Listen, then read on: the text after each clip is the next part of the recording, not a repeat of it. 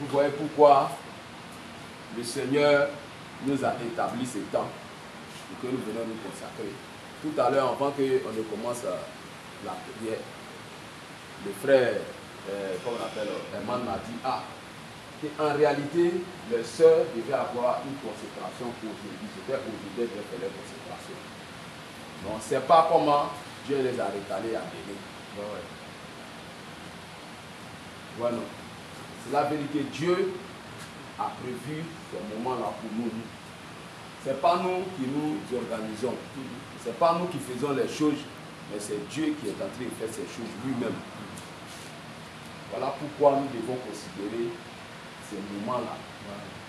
Et comme le frère l'a dit, en plus de ces moments-là, nous devons aussi avoir le temps pour nous-mêmes, seuls, où on médite la parole, où on prie. C'est vrai que le travail du monde, là, ça nous prend le temps. Mais n'oublions pas une chose, que le travail du monde, bientôt va prendre fin. Nous pourrons faire la fin de toutes choses, où nos différentes activités ne serviront absolument à rien. Quand tu vas arriver dans ton activité, on va te dire, est-ce que tu fais partie de l'écuménisme? Est-ce que tu seras fort de faire comme Branham? Je préfère manger biscuits secs, boire de l'eau avec toute ma famille. Comme j'ai vu un serviteur de Dieu, lorsqu'on l'a chassé de sa maison, sa femme, ses enfants, même ses assiettes, ses marmites et tout ça, il s'est trouvé sous des bananiers. Quand tout le monde passe, on le voit avec sa femme sous des bananiers. Quand il pleut, ils sont cachés sous des bananiers là. Pendant des mois et des mois, on peut dire même années. Ça veut dire que mon quartier a vu ça. Est-ce que tu seras capable de vivre cette vie? Est-ce que tu vas accepter cette honte, cette humiliation? Parce que Christ a été humilié. La Bible qui n'avait même pas un toit où reposer sa tête. Il se promenait dehors. Parce que lorsque les gens l'ont demandé à venir lui rendre visite, il dit, le Fils de l'homme n'a même pas un toit où reposer sa tête. Cela montrait que Jésus dormait dehors.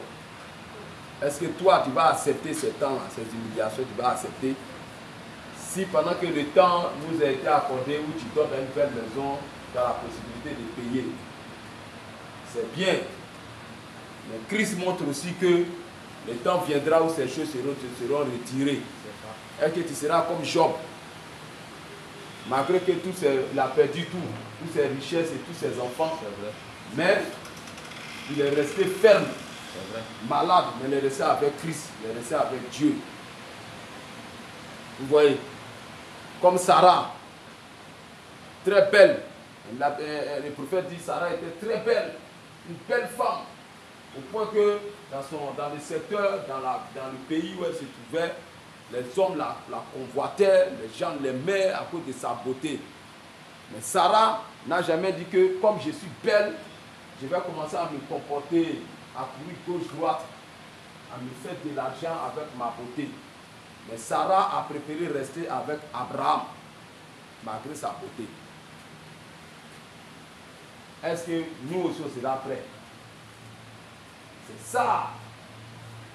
Puisque quand le temps que le Seigneur nous a accordé pour se préparer, nous-mêmes, on ne peut pas venir. On est négligent. La paresse. On trouve qu'on est fatigué. Mais je crois qu'il y a des gens ici, on a travaillé ensemble, mais pendant qu'on est ici, là, la fatigue est partie. Qui croit ça? Vous voyez comme Dieu est fort. C'est-à-dire que quand tu es à la maison, tu sens la fatigue de ton corps. Mais quand tu rentres dans la présence de Dieu, Dieu enlève ça. Moi, j'étais fatigué. Très fatigué. Mais là, présentement, où je vous dis, je suis comme un homme qui vient de en pleine forme. C'est pour vous dire que quoi? Si nous considérons ce moment-là que Dieu nous accorde là, Dieu est capable d'enlever la fatigue. Si le diable est capable de nous fatiguer, Dieu est capable de nous remonter. C'est lui qui nous a créés, non? Et Dieu connaît nos souffrances, nos peines. Il connaît tout. Et quand l'Éden, Adam et Ève ont péché, lui-même l'a dit, tu mangeras à la sueur de ton front. Dieu connaît ça. Mais malgré ça, Dieu nous exige d'être aussi dans sa présence. Parce que quand on est dans sa présence, il renouvelle nos forces, il nous rajeunit. Ah, on n'a pas pris de paracétamol, on n'a même pas pris de montant. Mais de Firagan, mais ils voient des gens qui sont en pleine forme. Toutes les parties, toutes les douleurs du corps, tout ça c'est parti. Vous voyez, comme le frère l'a dit, c'est vrai, les paniers au travail, les gens doivent témoigner. Je me rappelle qu'une fois au travail, je suis tombé malade. Et quand j'étais tombé malade, j'attendais dans la bouche des païens. Oh, c'est parce qu'il va beaucoup à l'église, il prie beaucoup, et toujours il veille. Voilà pourquoi il est tombé malade. Tu veilles et puis tu viens encore au travail, chacun parlait ce qu'il pouvait dire. Mais tout ce qu'il disait, ça tournait que les gars là, il aime trop aller à l'église, il aime beaucoup prier. Voilà pourquoi il est tombé. Mais quand il était couché là, il a dit au Seigneur, ah, en réalité, si cela finit de travailler, ils seront capables, ils seront obligés de venir me soulever, m'aider, vous m'a conduit dehors. Et ça sera encore plus de honte pour toi, Seigneur.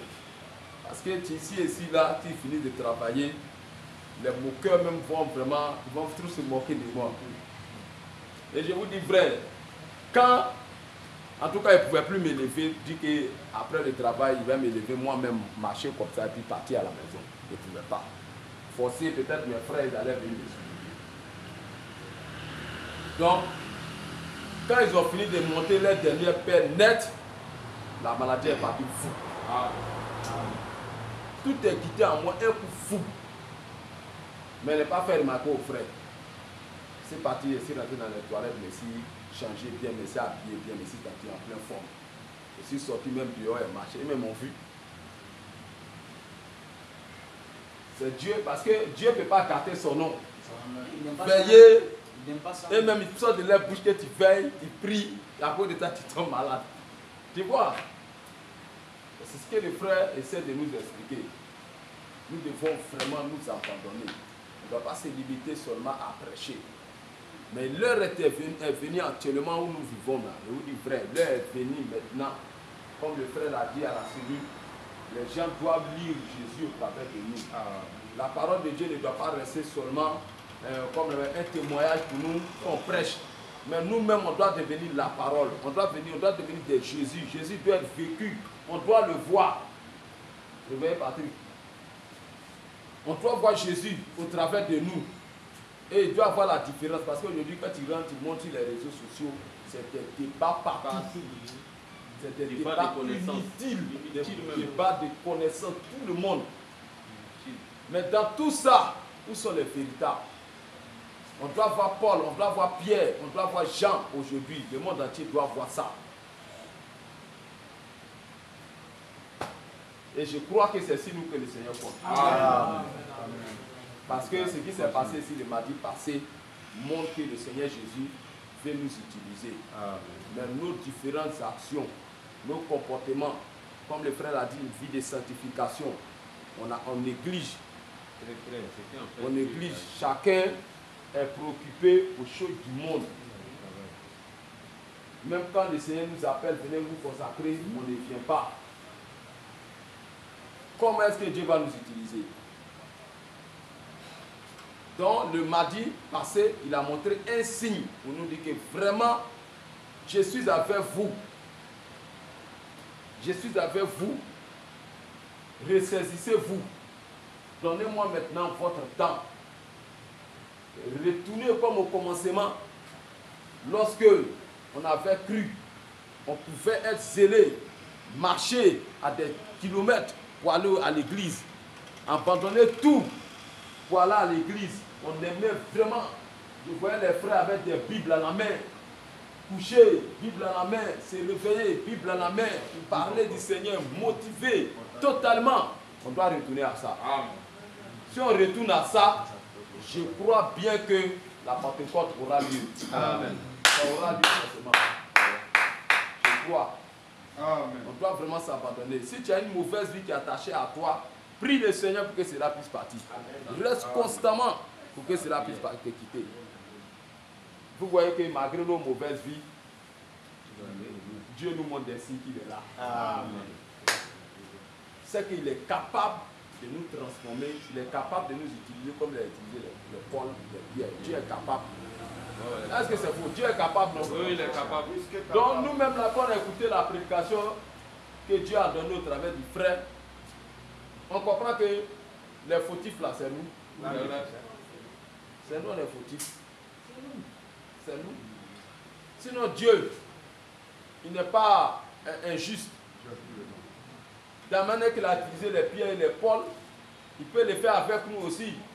Mais malheureusement, nous-mêmes, par notre incrédulité, par notre comme on appelle, envie, nous l'avons donné tout. On se contente seulement de dire qu'on a connu le message de Branham. Mais le message de Branham, comme lui me l'a dit là, c'est une puissance lorsque Anthony Osborne a croisé ce message. Mais il a été, son ministère a été boosté encore plus. Mais nous avons apporté ces messages. Ça fait combien d'années? Ça fait combien d'années? Pas de témoignages. Pas de témoignages. Ce n'est pas que le Seigneur ne veut pas nous utiliser, c'est nous-mêmes on ne veut pas. En cas c'est la vérité, nous-mêmes on ne veut pas. Dieu est ici, nous-mêmes on sait, nous-mêmes on ne veut pas. C'est ça. Si tu rentres, comme le frère a dit, tu te dégages et que tu te consacres à Dieu, Dieu va t'utiliser. Il va t'utiliser.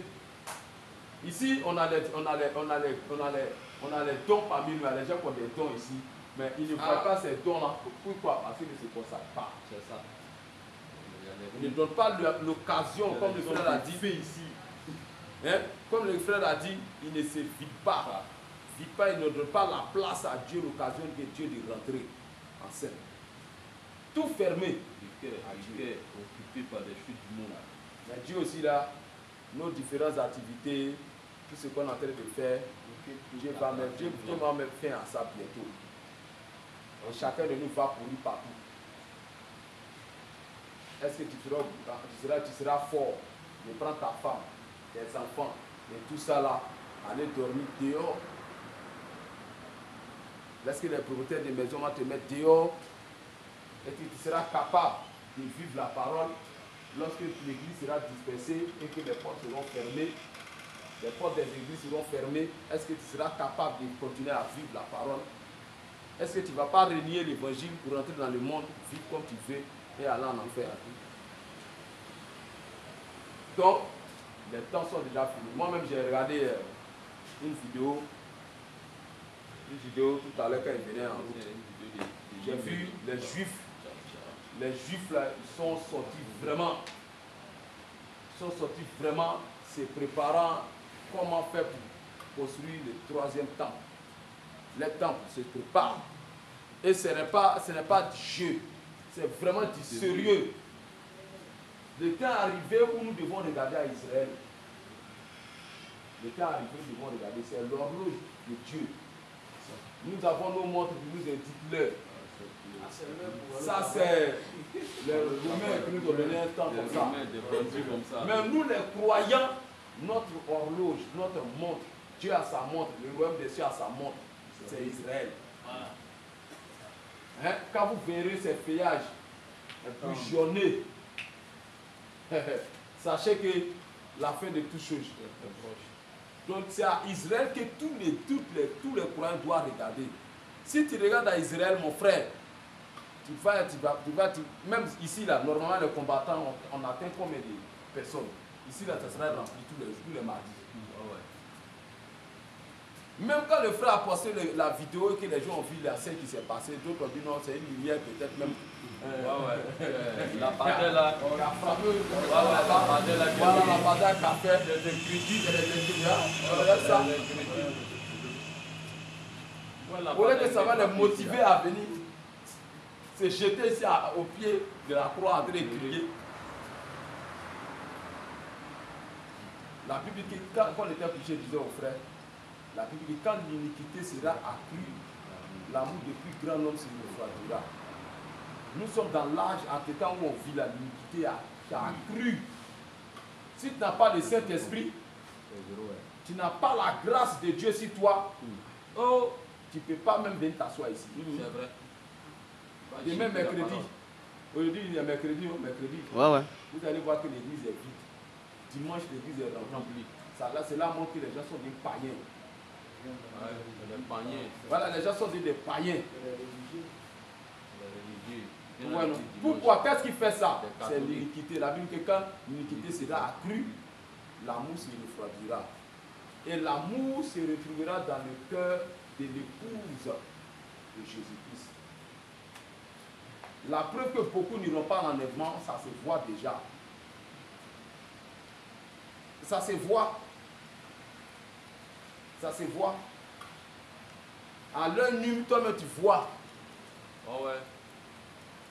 Donc, nous, l'opportunité que Dieu nous donne d'être ici, on doit saisir ça. C'est ça. Je crois que d'autres, quand ils viennent ici, peut-être qu'à la maison, ils n'arrivent pas à prier beaucoup.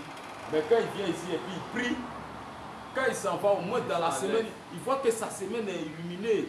Au moins dans 2 jours, 3 jours, ils prient beaucoup à la maison. Ils se sentent bien. Mais au fur et à mesure que le temps avance, ça commence à le fait diminue. Le fait diminue. Quand le fait a diminué comme ça, reviens mardi. Flammé. Et puis mardi, quand on vient, c'est là le diable aussi se dresse. Oui, c'est notre chemin. Un bandit. Le voisin. Il se dresse sur notre chemin. Il met encore plus de fatigue. Oui. À la maison, il était prêt. Comme le frère l'a dit, c'est un combat. C'est un combat. C'est retirer pour aller prier. C'est retirer pour méditer la Bible. C'est un combat. Aujourd'hui, tu ne peux pas lire la Bible. J'aimerais vous dire. Sans que tu te sois combattu. Tu ne peux pas ouvrir ta Bible comme ça. Sans que tu ne sois combattu. Ce matin, aujourd'hui, après le travail, je suis allé, j'ai mis ma main, j'ai pris le Nouveau Testament. Je suis allé me coucher pour lire. Dès que j'ai mis ma main comme ça, le diable a sifflé. Les pensées là, ouais. T'as fait voyager. Ma fait voyager. Au moins 30 minutes comme ça. T'as ramené. Et une fois, tu m'as dit, mais tu as fait ta main. Il faut lire. Maintenant, merci les services. Il s'entend même. Donc, j'ouvre ma Bible. Je commence à lire la Bible. Semaine à prier en même temps. J'ai promis sommeil là, après, mais si le bien encore, j'ai pris Bible là. Il s'est me forcer pour lire. J'ai tout fait pour lire au moins quelques versets. Mais quand il voulait me recoucher, il dit, ouais, Satan, vraiment. Je comprends pourquoi les gens n'arrivent pas à lire la Bible. La Bible, il a mis application de Bible dans son téléphone. Il ne rentre pas dedans. Il ne rentre pas dedans. Il va sur TikTok, Facebook, toute la journée. Il ne peut pas lire. Parce que Satan, quand il a vu que tu as mis application de Bible dans ton téléphone, il te dit il faut mettre TikTok, il faut mettre Facebook, YouTube, WhatsApp. Il y a quelques jeux. Dès que tu as lu ton téléphone, toi tu t'as sur TikTok en même temps. Tu t'as sur Facebook. Tu envoies maintenant une notification. Quelqu'un t'envoie SMS. C'est que Bible là, c'est dans ton téléphone des mois et des mois et des mois. Tu n'es jamais rentré là-bas. C'est-à-dire que Satan nous combat d'une manière d'une autre. Il n'aime pas non bien. Donc, il faut être un homme vigilant. Vigilant. Voilà quand les gens que vous voyez dans l'Ancien Testament, dans le Nouveau Testament, ont fait des expériences avec Dieu. Ce sont des gens qui ont été retirés. Se sont retirés. Même les apôtres, pour recevoir le baptême du Saint-Esprit, Jésus les a demandé de rentrer dans la chambre de se retirer de la table à Jérusalem. Il y a un lieu où Jésus les a dit, retirez-vous. Retirez-vous. Donc tous ceux qui ont fait l'expérience avec Dieu sont des gens qui sont retirés. Donc tant que tu ne fais pas de retraite, tu ne te retires pas. Tu ne peux pas. Tu peux pas être dans le monde englouti, dans le travail, tes pensées sont parties par là, l'argent, tu coupes partie par les femmes nues, tu les regardes, tu es un croyant.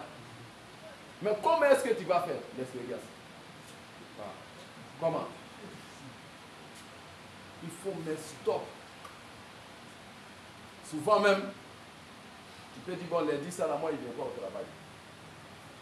Je reste à la maison, je vais prier, méditer, chercher le baptême du Saint-Esprit. Il faut faire ça quelquefois. Une fois dans la semaine. Il faut faire ça quelquefois. Mais on ne le fait pas. L'argent ou bien, on ne le fait pas. On ne donne pas le temps à Dieu.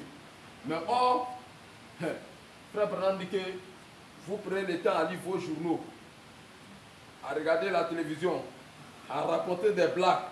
Mais le jour vient où vous allez fléchir chez nous.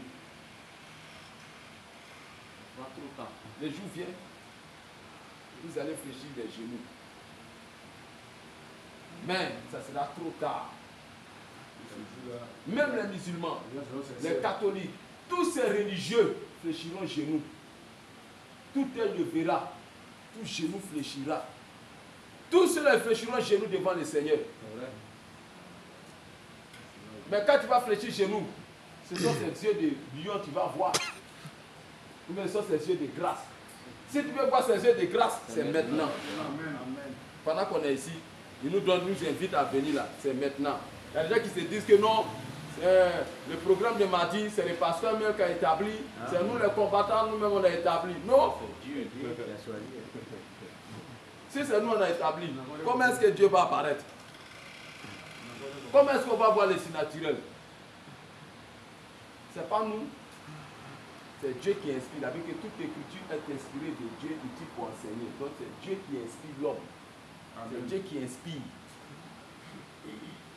Et ce que le frère a donné ici, en tout cas, c'est une prédication. Je crois que chacun de nous doit recevoir ceci. Si Dieu a permis que tu viennes écouter ça, c'est pour toi. C'est pour toi, n'est-ce pas? Sinon Dieu pouvait te laisser dormir à la maison comme les autres. Mais pourquoi Dieu a permis que toi tu viennes et que lui te parle de cette manière? C'est que Dieu veut t'utiliser vraiment. Si Dieu ne veut pas t'utiliser, il va te parler comme ça. Non. C'est que quand Dieu veut faire quelque chose avec quelqu'un, il lui parle. Il lui parle. Comme il a donné l'exemple de Moïse.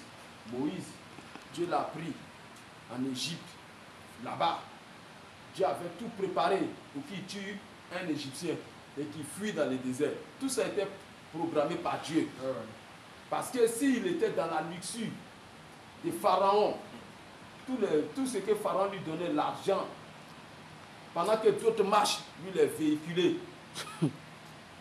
Il est dans le cortège présidentiel, prévu pour être aussi Pharaon. Il avait toute la luxure. Tout. Dieu voit que s'il est dans cet état, il ne pourra même pas s'approcher des estropiés, des hommes, comme on appelle, les démunis. Il ne pourra pas, parce qu'il sera orgueilleux. Un homme qui est dans la luxure, toujours bien habillé, toujours propre, vous pensez qu'il va aller rentrer dans la boue pour aller voir un mendiant? On fait quoi là-bas? Lui donner, lui secourir, se rapprocher des démunis, des fous, des gens malades. Comme Jésus se promenait, guérissait les malades, marchait avec les gens de mauvaise vie. Pour arriver à ça, il faut être brisé totalement. Il faut être un homme effacé, totalement brisé, rempli d'humilité. Donc il a fallu que Dieu prenne Moïse, l'envoie dans le désert, pour ôter cette vie de luxure, là, tout en lui. L'orgueil et tout ça qu'il a accueilli là-bas, en Égypte, dans le palais royal, il a tout enlevé, nettoyé pendant 40 ans. Quand Moïse même se regarde, il voit qu'il n'est rien. C'est là maintenant qu'il a vu maintenant dans le buisson dans Dieu. Nous aussi c'est la même chose. Tant que nous ne lui accordons pas le temps, tant qu'on va considérer nos différentes activités, tant qu'on va considérer nos mauvaises vies, on va voir qu'on est paresseux, tant qu'on sera négligent, tant qu'on va considérer plus le monde que Dieu, comme le frère vient de le dire, si toute la journée, tes pensées n'ont même pas été portées dans les Saintes Écritures, tes pensées étaient ailleurs. Quand on te dit non, viens diriger, tu ne peux pas. Quand on te dit donne un verset, tu ne peux pas. Toi-même, tes pensées sont ailleurs. Tant que tu seras comme ça, Dieu ne t'utilisera jamais. Tu ne verras pas Dieu. Et Dieu, tant que tu ne l'as pas expérimenté, oublie l'enlèvement. Il ne faut pas déclarer que tu vas partir en enlèvement. Parce que tous ceux qui doivent réfléchir dans la Bible, qui sont partis en enlèvement, ce sont des gens qui ont reçu un témoignage favorable. Sans la foi, il est impossible d'être agréable à Dieu. Donc, sans l'expérience avec Dieu, sans l'expérience, comme Frère Branham l'avait dit, tant que ta vie ne rime pas avec un personnage de la Bible, tu n'es pas encore chrétien. Parce que le témoignage d'un chrétien se trouve dans la Bible. Si ta vie ne rime pas avec la vie de Pierre, avec la vie de Marie de Magdala, à tous ces gens-là, les saints, qui ont été un exemple pour nous, si ta vie ne rime pas avec eux, ne confesse pas que tu es chrétien, Dieu ne t'utilisera pas. On ne vient pas à l'église pour chauffer les bancs. On vient à l'église pour être des vrais chrétiens, des vrais témoins. C'est ça. Donc, au jour de l'enlèvement, ceux qui seront surpris et dessus, ce sont les chrétiens. Ceux qui sont venus prendre part à vos réunions de mardi, des prières avec nous, ils ont vu des signes. Mais malgré ça, ils ne sont pas rentrés. Donc, à nous, le Seigneur nous avertit. Moi, ce que je peux dire, chacun de nous doit prendre ces choses-là au sérieux. Dieu a parlé, mais parmi nous, qui va prendre au sérieux? C'est ça. Qui? Parce que quand Dieu parle, on est au nombre peut-être 10 personnes ou 12 personnes, peut-être c'est à 2 personnes que Dieu a parlé, c'est ceux-là qui vont prendre ça au sérieux. Le reste, comme les aveugles, les 10 aveugles, les 10 lépreux que Jésus a guéri, c'est un seulement qui est revenu. Donc, chacun de nous doit prendre conscience. De façon individuelle, chez toi à la maison, prends conscience. Nous-mêmes, on ne voit pas ce que Dieu fait. Toute la fatigue qui était en nous, Dieu a enlevé ça. Mais un grand Dieu comme ça, on ne croit pas encore. On est aveugle. Donc, ce soir, je dirais ce matin, je crois que Dieu a parlé à chacun. Nous devons vraiment prendre l'œuvre de Dieu au sérieux. Mardi prochain, on serait là. Le frère va nous exhorter encore, on a qu'à se préparer le mardi prochain, il va nous exhorter. On doit lui céder aussi la place pour qu'il prêche. On a besoin aussi des combattants aussi. Ici, nous sommes tous des évangélistes. Chacun de nous doit passer aussi quand même. Dieu va mettre ses paroles dans sa bouche pour nous parler. C'est ici on commence. C'est ici on commence. Ici Dieu nous forme. Ici Dieu nous forme. Donc de grâce, lisez la Bible beaucoup. Lisez aussi les brochures. Priez beaucoup pour que Dieu vous puisse être une bénédiction aussi parmi nous. N'est-ce pas? C'est vrai? C'est ça. Voilà. Peut-être que le frère, comment on appelle, Gonia peut nous apporter la parole. Il y a beaucoup de prédicateurs ici, frère Massine, frère Patrick, Judas. On peut attendre la voix de Dieu au travers de vous. C'est ça. On peut attendre. Si Dieu vous a pris dans le monde, vous envoyez dans son royaume, c'est qu'il vous êtes capable. Dieu a mis quelque chose en chacun de vous. Que Dieu vous bénisse. Amen. On va prendre position de prière. On va être sincère avec le Seigneur. Je crois qu'il est au milieu de nous. Il est déjà présent.